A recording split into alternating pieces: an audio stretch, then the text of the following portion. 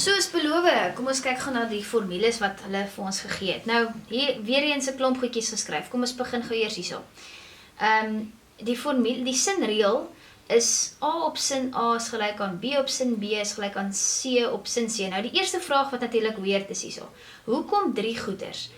Natuurlik het dit 3 op 3 hoeke en 3 sye. So dit is hoekom daar 3 is en jy weet nooit uit watter hoek uit jy moet kyk nie. Want jy weet nie wat die vraag op hierdie stadium is nie. Jy sal sien as ek die voorbeeld doen, wat ek daarmee bedoel. So eintlik gaan jy altyd net met 2 werk. Nou, dis of A of B, of het is byvoorbeeld B en C, of het is A en C byvoorbeeld. So jy gaan altyd net met 3 goed werk. Nou, voordat ons kyk waarmee ons moet werk, kom ons kyk het gevindig eers wat beteken die ding vir my. Nou, A, B, C, die klein lettertjies, is jou sye van jou driehoek. Daar sit hulle, A, B, C. Okay, en dan sin A, sin B, sin C verwys na die hoek van elkeen. Okay, so jy gaan nou byvoorbeeld nog altyd sê sin 30, sin 50, sin 45. Jy gaan altyd daar sin insit, maar in die hoofletter A, B en C gaan jy die hoekgrootte insit. Okay, of ek kan hier die hele ding omswaai, wat ek mag doen. Okay, so sin A op A, sal ek aan sin B op B, sal ek aan sin C op C, en ek het weer 'n keer hier aangeduid, jy vul jou hoeke hierso in, en hierso vul jy jou sye in, maar weer 'n keer, jy gaan net 2 gebruik, ok?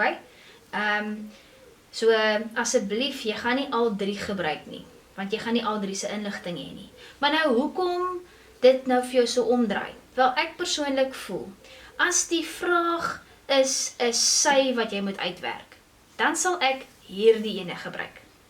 As die vraag is dat jy 'n hoek moet uitwerk, sal ek hierdie ene gebruik.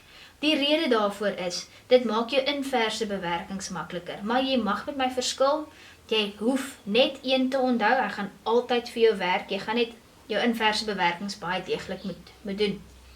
Maar nou, voordat ek enigstens verder gaan, kom ons kyk net gevindig eers hierso. Ek gaan eers hierdie kant bespreek en gaan ek die vereistes vir jou wys.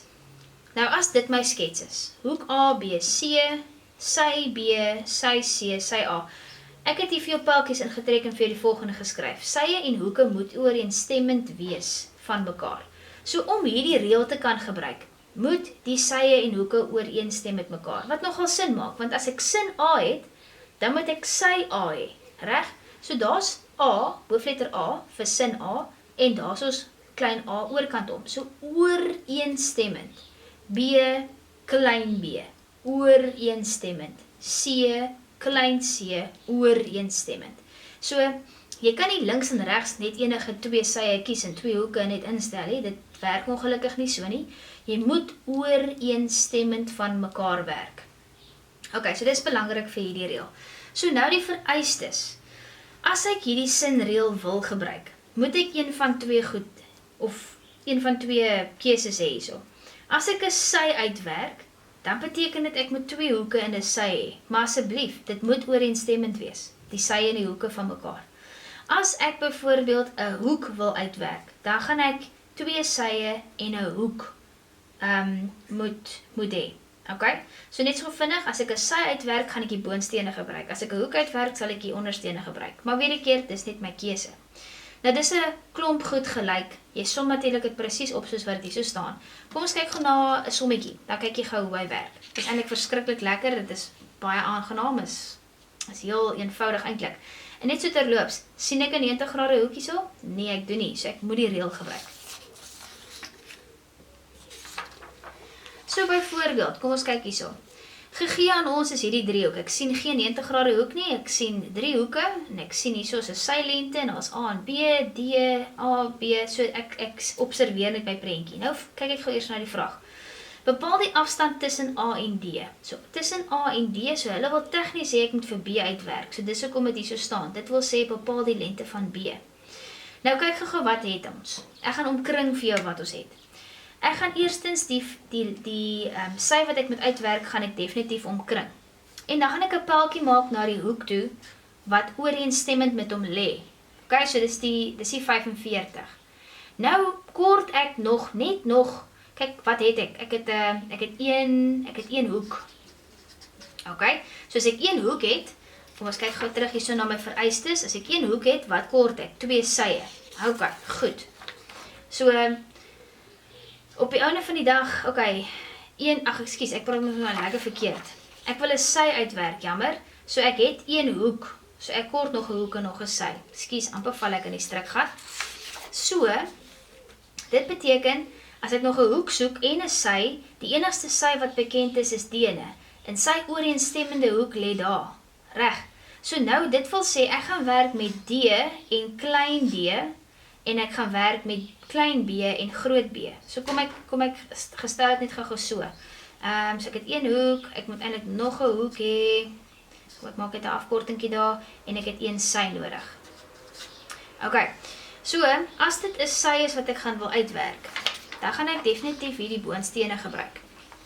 Ok, so ek gaan dan hê, ek gaan begin deur die een wat ek soek, so dis B op sin B gelyk aan, en dan die 2 letters wat ek het is die D's, né? So dis klein d op sin D. Reg, en nou as ek dit het, nou stel ek net in. Ek gaan net 'n bietjie hierdie kant toe skryf, dat ek 'n bietjie meer spasie het. So B het ons nie, B is die vraag aanvanklik, en sy sin B is 45 grade is gelyk aan D, klein d is 250 op sin D, die hoofletter D, kom ons kyk net gou, is 95 grade. En dan gaan ek die inverse bewerkings doen. So dis hoekom ek dit so omverkies, want nou is dit baie maklik. Hierdie deel sin 45 raak nou net maal. So dan het ek hierso B is gelyk aan 250 gedeel deur sin 95 maal met sin 45, en dan gaan jy maar net nou jou sakrekenaar nader trek om hierdie ouetjie uit te werk. En kom ek wys dit gou vir jou, dit help nie, ek tik net 'n antwoord in nie. So ek gaan hierso hê 'n breekknoppietjie. Kom ons kyk of julle kan sien wat daar aangaan.